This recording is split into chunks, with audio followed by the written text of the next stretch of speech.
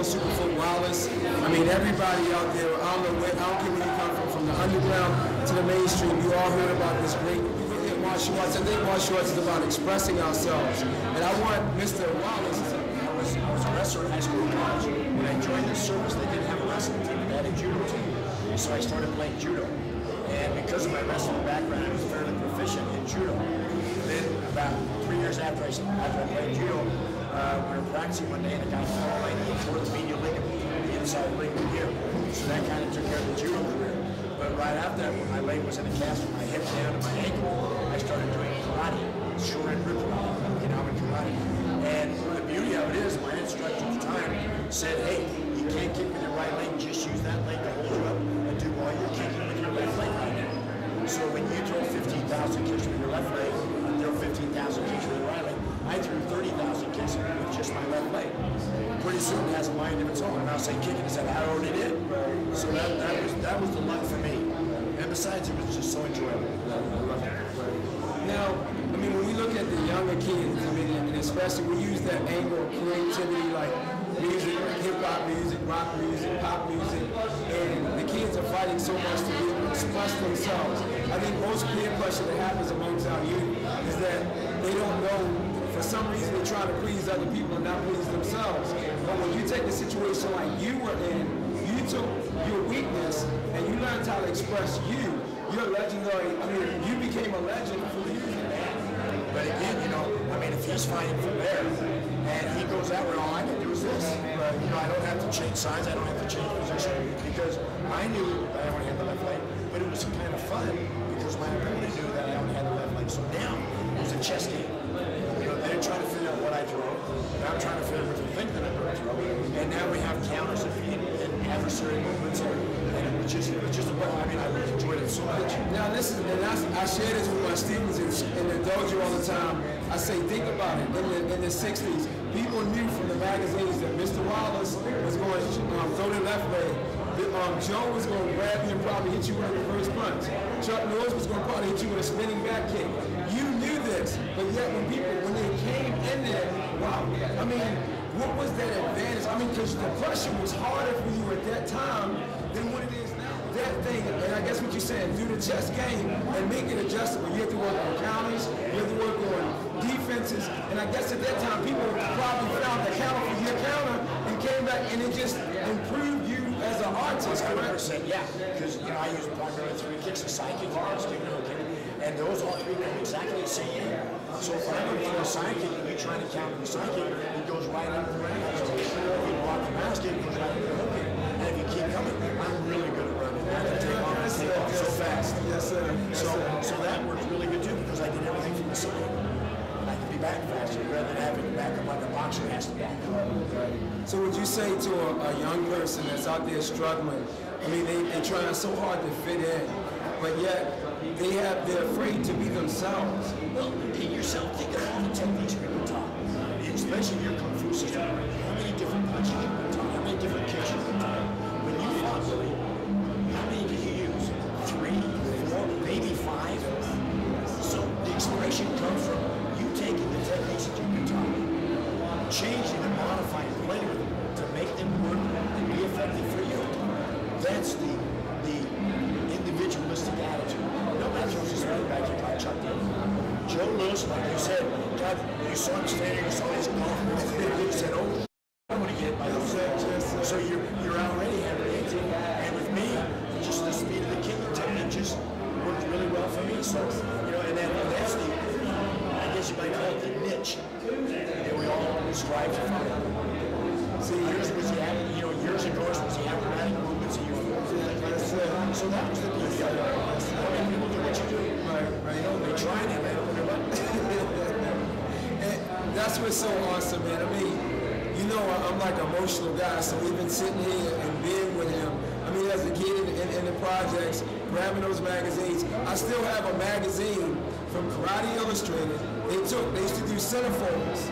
They took a centerfold of him when he was the middleweight champion, and he retired undefeated, and I think he was hitting the guy with a hook kick around the face, and it was a long centerfold. I remember pulling that thing out the magazine, putting it up there on my wall, and every day I would look at his picture and other people's pictures. So these are the inspirations, and all we're trying to do with the magazine is bring that back, because I think Universal approach to chamber for your front kick will be to bring your knee up, forward, and your knee always stay close to your chest. The second chamber motion is for a round kick. The round kick comes up from a rear angle to a forward angle, and it stays in line with your hip and your shoulder. The third chamber is for your side kick. That chamber comes more into your chest. It still comes up in the same motion that the round kick came up, but it comes more to the inside of the chest for proper execution of the kick. When you're in a fight and you're kicking, you're not so much worried about the actual chamber, if it's coming in for a side kick or a round kick. When you bring up a chamber in fighting motion, you want to bring it up on the angle so that your opponent does not know what kick is going to be given out at that moment. The other important thing about kicking, a basic tool and technique that is very important, one for knee safety, hip safety, back safety, but also to get the proper execution of the kick, is to make sure that you're pivoting all the way on your foot. When I teach the children, I tell them that this is a power meter. The more you turn, the more power you're going to have in your kick. Another key tool to kicking is knowing when to thrust and when to snap your kicks. Snapping a kick is more like thrusting your kick is more like a punch, giving a punch to someone. So when you snap the kick, you're going to snap it out like when you snap your fingers in a fast snapping motion. And when you thrust the kick, the punching motion, you push it forward into the opponent. So remember, on the snap, you're coming in a smacking motion. In the thrust, it's more like a punching motion forward into the opponent. And snap and thrust can be done off of either leg. Okay, now we're going to get into the actual kicking techniques. Before we do that, I want you guys to make sure that every time you throw a kick, regardless of what kick it is, you always want to make sure that your hands stay up and your elbows stay in. One, it ensures the proper technique to come off correctly, and two, it's a natural defense for you. So it's no guarantee that the kick is always going to land. In this way, you have your hands up to ready to follow up or to defend your against your opponent. Okay, now our first basic kick is going to be the front kick. Front kick is a vital kick. When an opponent comes at you, you can strike straight down the center line. You can also strike in the lower areas as well as the side target areas, but it's primarily used for a front on target. Okay, the first kick is the front snap kick, just like snapping your fingers. You bring your knee up to the chamber position, snap it out, bring it back, and set it down to your comfortable fighting stance. It's important to make sure that when after you kick, you don't put your feet together or too far apart, because what's going to happen is it's going to leave you without being able to kick again. So you want to stay in your comfortable fighting position, hands stay up, bring your chamber up, smack it out, bring it back, then set it down.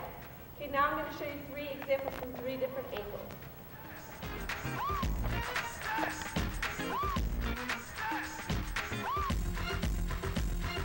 Okay, now the next part of a front kick is the front thrust kick. Again, you can use it off either leg, but for beginner purposes, snap should come off the front and the thrust should come off the back, okay? Again, you can use snap on either leg and thrust on either leg, but for beginner purposes, make sure that the snap comes off the front and the thrust comes off the back. When you're doing your thrust kick, you want to make sure that you're opening up, pivoting that front foot. This allows the hip motion to move forward. You bring your chamber up, pull your toes back to ensure that you do not kick the target with your toes. At this point, you can either kick with the ball of your foot or the heel of your foot, the bottom heel. Again, watch from here. You open, this is called your pivot. Your knee comes up, you point it at your target. This is your scope. Wherever your knee goes, that's where your kick will follow. So when you extend with the ball of the foot, pull it back, set it all the way in the back. Fast motion, bring it back. Now I'm going to show you that kick from 3 different angles.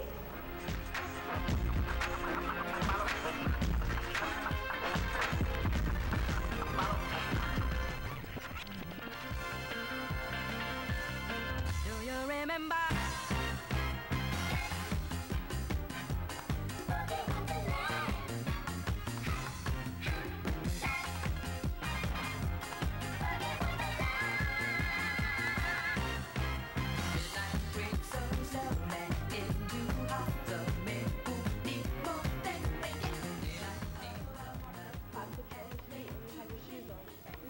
Many options with the foot to be able to kick with.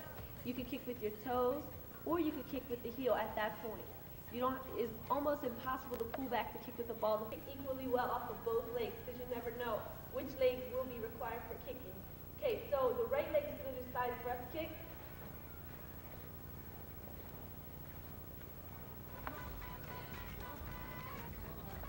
Okay, now, traditionally in a taekwondo form or a traditional style, hard style form, side kick is one of like the trademark kicks that everybody looks for.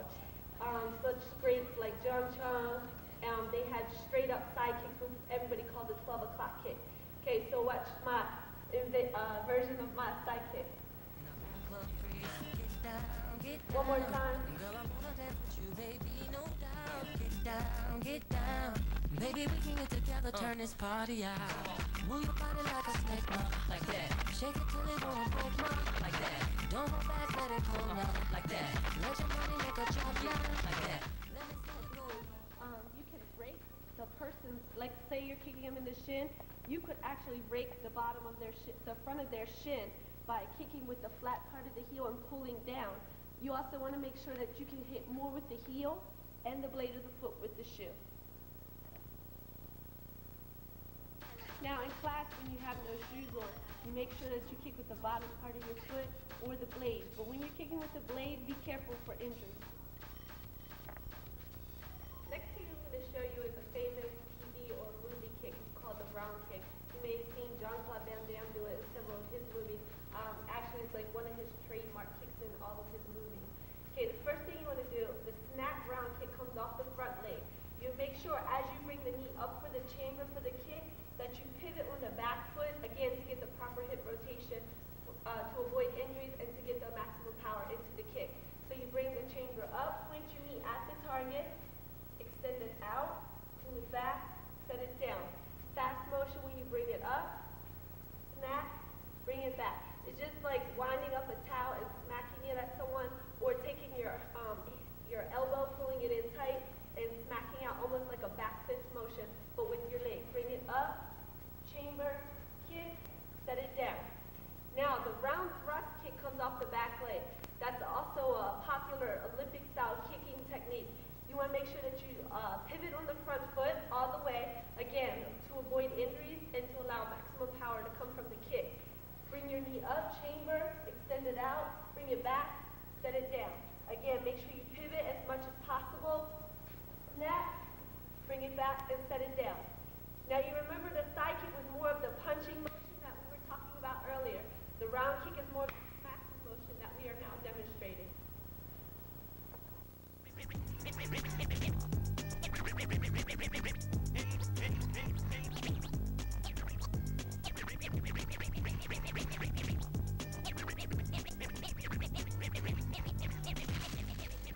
Board breaking also is a very powerful tool when fighting, and as well is very popular in U.F.C. Taekwondo Olympic style fighting as well.